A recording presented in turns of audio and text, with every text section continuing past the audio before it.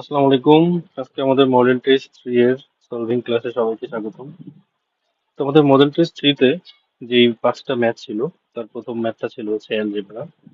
এখানে আছে হচ্ছে a cube plus b cube plus c cube equals to thrice abc হলে প্রমাণ করুন যে plus b plus c equals to 0 অথবা a equals two b equals two c। তো এই ম্যাথটা খুবই প্রিলিমিনারি একটা ম্যাথ, অর্থাৎ কনসেপ্টটা এখানে কিছুই নাই, শুধু আমাদেরকে a cube plus b cube plus c cube minus 3abc equals to 0 এটার একটা ফর্মুলা আমাদের ফর্মুলা অ্যাপ্লাই করতে হবে। ফর্মুলাটা অ্যাপ্লাই করলেই আমাদের ম্যাথটা শেষ। তো সেই ফর্মুলাটা কি? সেই ফর্মুলাটা ছিল হচ্ছে যে a cube plus b cube plus c cube minus 3abc equals to 0। এটা ফর্মুলা, কয়েকটা ফর্মুলা আছে, তার মধ্যে একটা ফর্মুলা হচ্ছে half into a plus b plus c into ব্র্যাকেটের ভিতরে কি a minus b whole square plus b minus c whole square plus c minus a whole square equals to 0। তো এই ফর্মুলাটা আপনার খাতায় দেখছি অনেকে হচ্ছে আপনার এই হাফটা দেননি, হ্যাঁ। যারা হাফ দিবেন না তারা কিন্তু ম্যাথ হবে, অর্থাৎ প্রুফ হবে, অ্যান্সার মিলবে, কিন্তু আপনার মার্ক পাবেন না, মানে ফর্মুলা কিন্তু ভুল দেখছে। লেখার পর নর্মাল ক্যালকুলেশন, হাফটা ডানে চলে গেলে জিরো হয়ে যায়, এই হাফটা ডানে চলে গেলে জিরো হয়ে যায়। বাকি থাকে a plus B plus c a minus B whole square plus b minus c whole square plus c minus a whole square.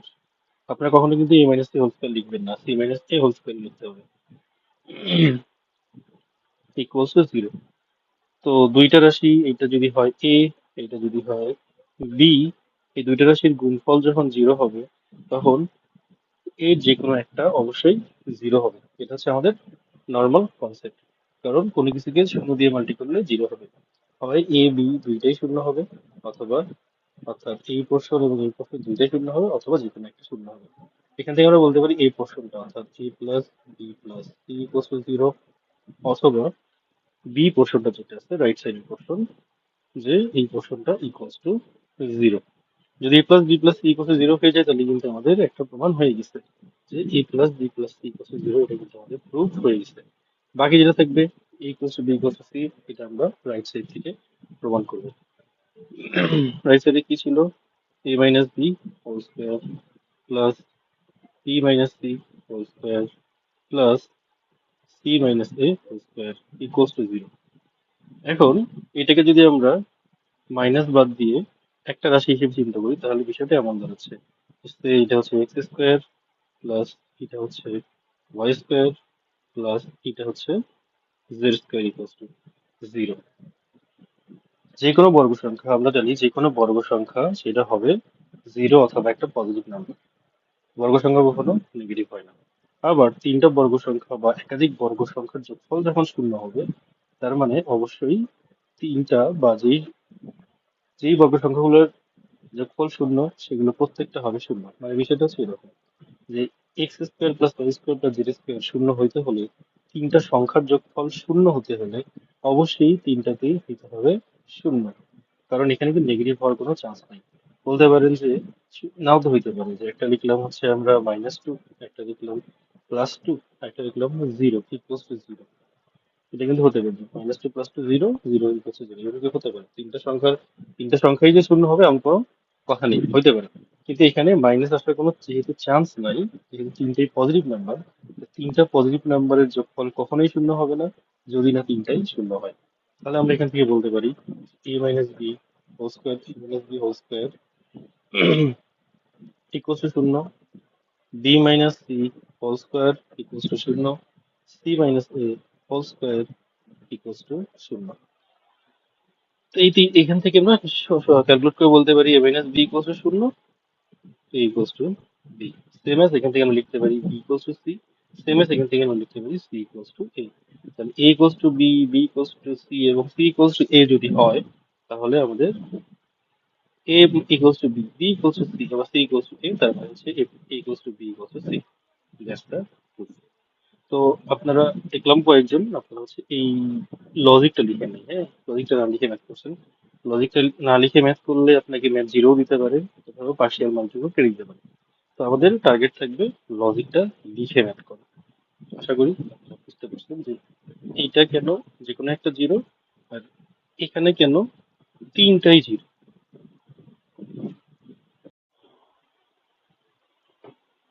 আমাদের পরবর্তী যে ম্যাথটা ছিল 26 নম্বর ম্যাথ, এটা হচ্ছে অনুপাতের ম্যাথ। অনুপাতের ম্যাথের কনসেপ্ট আমরা সবাই জানি। এটা মূলত একটা প্রিলি বেসড ম্যাথ, অর্থাৎ প্রিলিতে এই ম্যাথগুলো আসে। যেহেতু রিটেনে আসছে, প্রিলিতে আসলে আমরা জাস্ট মেন্টালি করে ফেলতে পারি, শর্টকাট করে ফেলতে পারি। এখানে জাস্ট আপনাকে বর্ণনা করে করতে হবে, আর কিছুই না। কি বলছে? 40 গ্রাম দ্রবণে 40 কিলোগ্রাম দ্রবণে, আচ্ছা কিলোগ্রাম গ্রাম আমি দেখছি কয়েকজন আপনারা কিন্তু কিলোগ্রামকে গ্রাম লিখে ফেলছেন ম্যাথে। সাধারণত যদি আপনারা ম্যাথে ইউনিট ভুল করেন, একক ভুল করেন, তাহলে কিন্তু আপনাদেরকে শূন্য দেওয়া হবে। ঠিক আছে? তো আপনারা ইউনিটটা খুব খেয়াল রাখবেন। কি বলছে? 40 কেজি দ্রবণে পানি চিনির অনুপাত 8:1। ওই দ্রবণে কি পরিমাণ চিনি মিশ্রিত করবো? শুধুমাত্র চিনি, পানি আর আমরা অ্যাড করবো না। পানি ও চিনির অনুপাত 80:19 হবে। ওকে, তাহলে প্রথমে আমরা এই যে 40 কেজি থেকে সুগার কতটুকু, 40 কেজিতে ওয়াটার কতটুকু, সেটা আমরা আগে ফাইন্ড আউট করে নিব।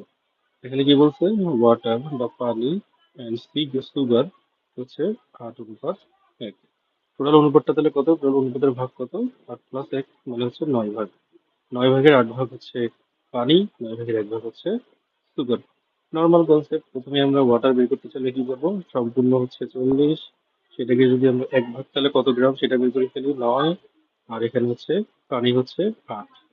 এইটাকে যদি আমরা একটা ক্যালকুলেট করে ফেলি, ক্যালকুলেট করে ফেললে আমরা কি পাবো? আমরা এখানে পাবো হচ্ছে পানি কতটুকু তা।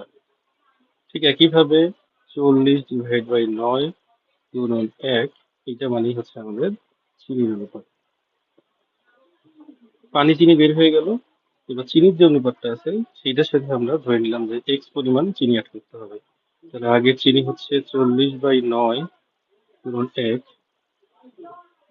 এটার সাথে যদি আমরা এই পোর্শনটার সাথে যদি আমরা কি করি, এক্স পরিমাণ চিনি অ্যাড করে দিই, আর পানি আগের মধ্যে অপরিবর্তিত থাকে, সেটা কত? সেটা হচ্ছে 40/9 গুণন 8। তাহলে এই যে একটা আমি একটা নতুন একটা অনুপাত লিখলাম, সেই অনুপাতটা হবে হচ্ছে 80/19 পানি ও চিনি অনুপাত। সরি, উল্টে গেছে। হ্যাঁ, উল্টা হয়ে যাবে না, উত্তরটা হচ্ছে যেহেতু আমাদের চিনি অনুপাত, তো এটা নিচে আসবে। হ্যাঁ, তারপরে এখানে পানি ও চিনি অনুপাত, মানে হচ্ছে উপরে থাকবে পানি অনুপাত, পানি কতটুকু? 40/9 এবং 8। এটার সাথে আমাদের কোনো কিছু অ্যাড হবে না, আগের মতোই থাকবে। ডিভাইড বাই চিনির অনুপাত কত ছিল? 40/9 এবং 1। এটার সাথে হচ্ছে যদি আমরা x কেজি চিনি অ্যাড করে দিই, তাহলে নতুন অনুপাতটা হবে হচ্ছে পানি ও চিনির অনুপাত 80:19। এখান থেকে যদি আমরা x এর ভ্যালুটা বের করে ফেলতে পারি, তাহলেই সেটা হবে আমাদের অ্যান্সার। এটা হচ্ছে আমাদের প্রিন্সিপাল। তো এটা আমরা কিভাবে বের করতেছি? তাহলে প্রথমে আমরা বের করতে পানি কতটুকু আছে, চিনি কতটুকু আছে, চিনির সাথে একটা আমরা কাল্পনিক কতটুকু অ্যাড করলাম, মানে কাল্পনিক বলতে আমরা এক্স ধরে নিলাম, সেটা অ্যাড করে দিলাম। ধরে নিয়ে পানি ও চিনির অনুপাতটা আমরা বের করে ফেলতে পারি। এই ম্যাথটা এখানে বর্ণনা করা আছে যে পানি আর চিনি হচ্ছে এটা, পানির গ্যাসের যোগফল হচ্ছে 9, পানির পরিমাণ হচ্ছে 40/9 ইন্টু 8, মানে হচ্ছে 320/9 কিলোগ্রাম। একইভাবে চিনির অনুপাত হচ্ছে 40/9 কিলোগ্রাম। এবার নতুন মিশ্রণ যদি আমরা এক্স গ্রাম চিনি মিশ্রিত করি, তাহলে চিনির সাথে চিনি প্লাস এক্স, পানি ইস্টু চিনি প্লাস এক্স হচ্ছে 85:19। আগে এই প্রশ্নে চলে আসলো। উপরে পানি অনুপাত, নিচে চিনির নতুন অনুপাত, নতুন পরিমাণ 80/19। এটাকে আমি ক্যালকুলেট করে ফেললাম। নর্মাল অ্যালজেব্রা করে ফেললে আমরা এক্স এর ভ্যালু পেয়ে যাবো 4 কিলোগ্রাম। খুবই ইজি।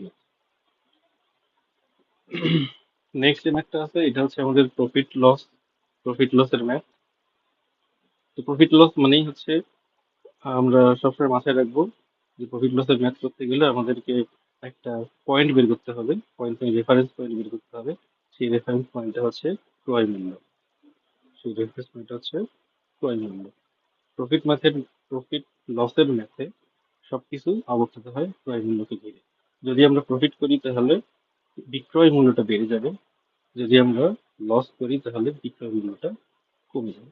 ওকে, তাহলে মাঝামাঝি অবস্থান থেকে হচ্ছে ক্রয় মূল্য। আমরা যে কোনো কিছু পরিমাপ করি ক্রয় মূল্যের রেফারেন্সে, সেম অ্যাজ গ্রাফের মতো। হ্যাঁ, গ্রাফে যেমন আমরা সব কিছুকে শূন্য শূন্য বিন্দু থেকে পরিমাপ করি, ডানে বাঁয়ে উপরে নিচে, ঠিক একইভাবে এই ভ্যালুগুলোতে আমরা ক্রয় মূল্যকে ঘিরে সবকিছু আবর্তিত হয়।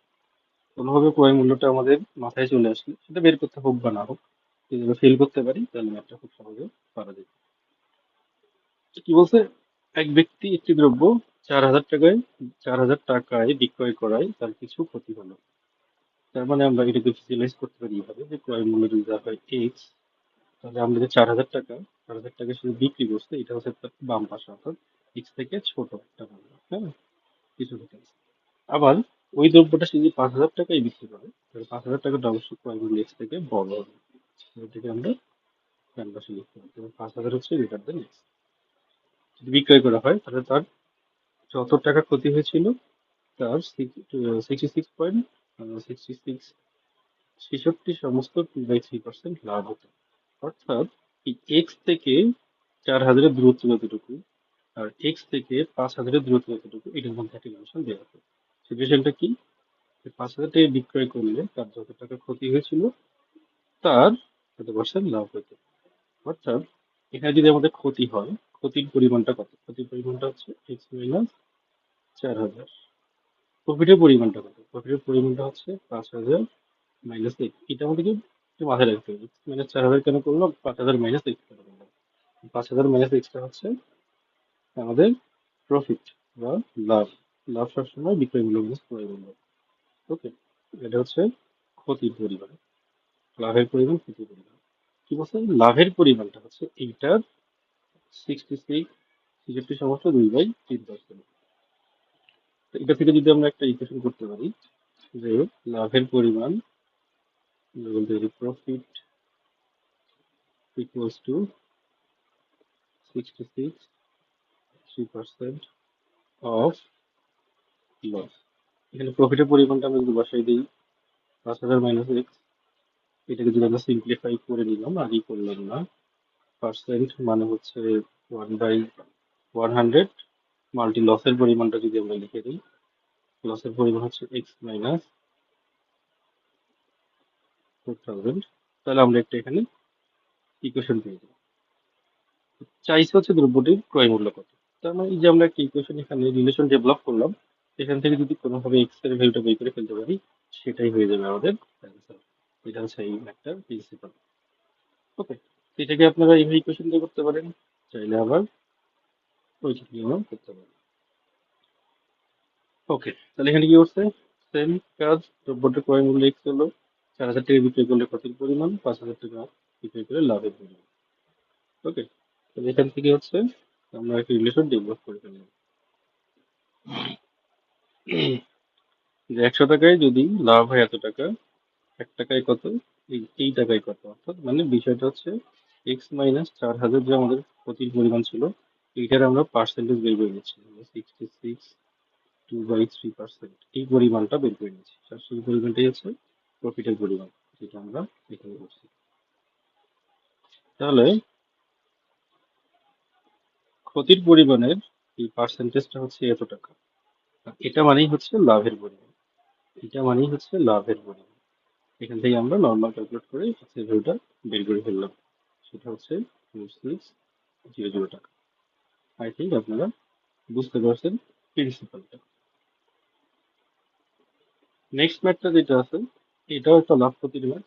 এখানে আমাদের কনসেপ্টটা ক্রয় মূল্য কেন্দ্রিকই হবে। এখানে কি বলছে যে একজন কলা ব্যবসায়ী 10 টাকায় 4টি কলা কিনছে, তাহলে 10 টাকায় কিনছে 4টা কলা। আবার 15 টাকায় 6টা কলা কিনছে, 15 টাকায় কিনছে 6টা কলা। এখন আপনি যখন কিনে সে কি করছে, কিনে সবগুলো মিক্স করছে, মিক্স করে একটা করে কলা সে 3 টাকায় বিক্রি করা শুরু করছে। তো ফাইনালি তার প্রফিট হবে নাকি লাভ হবে সেটা যদি আমরা বের করতে পারি, আর কত টাকা প্রফিট হলো কত টাকা লাভ হলো, এটা যদি আমরা বের করতে বলতে পারি, অথবা এখানে বের করতে বলতে হবে কতগুলো কলা ক্রয় করছে। তো এখানে আমরা প্রথমেই দেখি এখানে সে টোটাল খরচ করছে কত।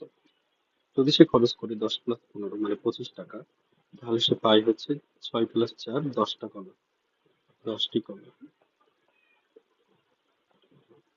এখন কথা হচ্ছে যে টোটাল লাভ করছে হচ্ছে 20 টাকা। তাহলে আমি এখন বের করি যে 25 টাকায় সে 10টা কলা যদি কিনে প্রত্যেকটা কলা 3 টাকা করে বিক্রি করে, তাহলে তার কত টাকা লাভ হবে। তো খেয়াল করেন, সে 25 টাকায় কিনছে 10টা কলা, একটা কলা সে বিক্রি করছে কত, 3 টাকায়। তো 10টা কলা বিক্রি করবে সে কয় টাকায়, 30 টাকায়। তার মানে এখানে তার প্রফিট হচ্ছে কত টাকা? সেটা এখানে তার প্রফিট হচ্ছে 30 মাইনাস 25, 5 টাকা প্রফিট হচ্ছে। তাহলে খেয়াল করি, 5 টাকা প্রফিট করার জন্য তার কলা কয়টা কেনা লাগে? 10টা। আর সে প্রফিট করছে হচ্ছে 200 টাকা। 200 টাকা লাভ করতে তাকে কতগুলো কলা বিক্রি করতে হবে সেটা আমরা বের করে ফেলবো। যতগুলো কলা সে বিক্রি করছে সে ঠিক ততগুলো সে কিনছিল। তাহলে সেটা বের করতে পারলে আমাদের ম্যাচ শেষ। তাহলে আমি বলতে পারি যে 5 টাকা প্রফিট করতে, 5 টাকা লাভ করতে তার কিনতে হয় বা বিক্রি করতে হয় 10টা কলা। 1 টাকা লাভ করতে কয়টা কলা কিনতে হবে বিক্রি করতে হবে? আর 200 টাকা প্রফিট করতে তার কতগুলো কলা বিক্রি করতে হবে অথবা কিনতে হবে। তাহলে এখান থেকে সুন্দর করে আমরা বের করে ফেলতে পারি যে 400টি কলা হচ্ছে 400টা কলা করছিল। এখানে দেওয়া আছে যে 4টা কলার ক্রয় মূল্য 10 টাকা, 6টা কলা হচ্ছে 15 টাকা। তার মানে একটা কলার মূল্য আপনি এইভাবে করতে পারেন যে একটা কলার মূল্য কত, একটা কলে কত টাকা লাভ করতেছে সেইভাবে এখানে যেমন করে করে দেওয়া আছে যে একটা কলে সে লাভ করছে 1/2 টাকা বা 50 পয়সা বা অর্ধেক টাকা। তাই 200 টাকা প্রফিট করতে কত লাগবে সেটা করতে পারেন। অথবা আপনারা এখানে করতে পারেন যে 5 টাকা প্রফিট করতে নর্মালি এখানে বের করতে ফেলতে পারতেছি 25 টাকায় কিনে 25 টাকায় কিনে সে 30 টাকায় বিক্রি করছে 10 টাকা, অর্থাৎ লাভ হচ্ছে 5 টাকা। 5 টাকায় সে প্রফিট করতে তার কিনতে হয় 10 টাকা, হলো 1 টাকা প্রফিট করতে গেলে 20 টাকা প্রফিট করতে পারে। আপনার যেটাই করবেন না কেন সেটাতেই অ্যান্সার সেম আসবে এবং আপনারা ফুল মার্কস পাবেন। সবার শেষে 29 নম্বর যে ম্যাথটা আছে এটা হচ্ছে বিনিয়োগের ম্যাথ। বিনিয়োগের ম্যাথে আমাদের প্রথম টার্গেট থাকবে হচ্ছে ইফেক্টিভ ইনভেস্টমেন্ট বের করা বা সমতুল্য মূলধনটা বের করা। সমতুল্য মূলধন মানে হচ্ছে কত টাকা ইনভেস্ট হলো, কত সময় ধরে ইনভেস্ট হলো। তো এখানে কয়ের জন্য সমতুল্য মূলধন হচ্ছে 3000 গুণন 12, ক্ষয়ের জন্য সমতুল্য মূলধন হচ্ছে 5000 গুণন 12 এবং গয়ের জন্য সমতুল্য হচ্ছে 7500 গুণন 6। এই তিনটাকে যদি আমরা অনুপাত করতে পারি, যে অনুপাত হবে সেই আনুপাতিক হারে আমাদের প্রফিটটা দিন শেষে বা বছর শেষে ডিস্ট্রিবিউট হবে। সেটা এখানে করা হয়েছে যে মাসিক সমতুল্য মূলধন কয়ের হচ্ছে এত টাকা, ক্ষয়ের এত টাকা, বইয়ের এত টাকা। এখান থেকে আমরা মূলধন অনুপাতটা বের করে ফেললাম 12, 20, 25। আর যখন আমরা অনুপাতটা বের করে ফেলতে পারি, অনুপাত দেওয়া থাকতেছে, টোটাল অ্যামাউন্টটা দেওয়া থাকতেছে, সেখান থেকে কে কতটুকু পাবে সেটা বের করা খুবই ইজি। যেই প্রসেসে আমরা চিনি এবং পানির ম্যাথটা করে এসেছি সেই একই প্রসেস। তাহলে কয়েল লভ্যাংশ আমরা পেয়ে যাবো এখানে 600 টাকা, ক্ষয়ের পাবো 1000 টাকা, গয়ের পাবো হচ্ছে 750 টাকা। এটাই হবে অ্যান্সার। এই ম্যাথটা খুবই শর্ট, খুবই শর্ট। বোঝার কিছু নেই, বলতে বোঝার এতটুকুই আছে যে হচ্ছে আমাদের সমতুল্য মূলধনটা নিয়ে কাজ করবে। কে কত বিনিয়োগ করছে, কে কত টাকা ইনভেস্ট করছে সেটা না, কে কত সময়ের জন্য কত টাকা ইনভেস্ট করছে এটা হচ্ছে আমাদের মেইন কনসার্ন। কারণ এখানে দেখা যাচ্ছে 7500 টাকা গোয়া সব থেকে বেশি বেশি টাকা ইনভেস্ট করছে। এখন যদি বছর শেষে বলে যে তোমরা তো ভাই ইনভেস্ট করছো 3000, তুমি 5000, আমি তো বেশি, আমি লাভের পরিমাণ বেশি নিবো, তাহলে কিন্তু কখনো সেটা দিবে না। কারণ বছরের প্রথম 6 মাস জানুয়ারি থেকে জুন পর্যন্ত ওরা একাই ইনভেস্ট করছে, একাই কাজটা করছে। তো ওই টাকার প্রথম 6 মাসে যে প্রফিট আসবে সেটা কিন্তু শুধুমাত্র ক খ ওরাই পাবে। গ পাবে হচ্ছে জুলাই থেকে বাকি সময় যে প্রফিট হবে সেইটার একটা প্রফিট। তো হোয়াট এভার, এটা আমি মনে করি যে আমরা যারা প্রিলি পাস করে আসছি তারা সবাই এই ম্যাথগুলো পারি এবং বুঝি, কিন্তু আপনাদের রিকল করার জন্য, প্র্যাকটিস করার জন্য এই ম্যাথগুলোকে করতে হবে। আগামী পরীক্ষাগুলো আপনাদের খুব সুন্দর হোক এবং সামনে রিটেন এক্সামটা ভালো হোক, কোনো পরিণতি না হোক, এই শুভকামনায় আজকে আমাদের ক্লাস শেষ করছি। ধন্যবাদ সবাইকে। আসসালামু আলাইকুম।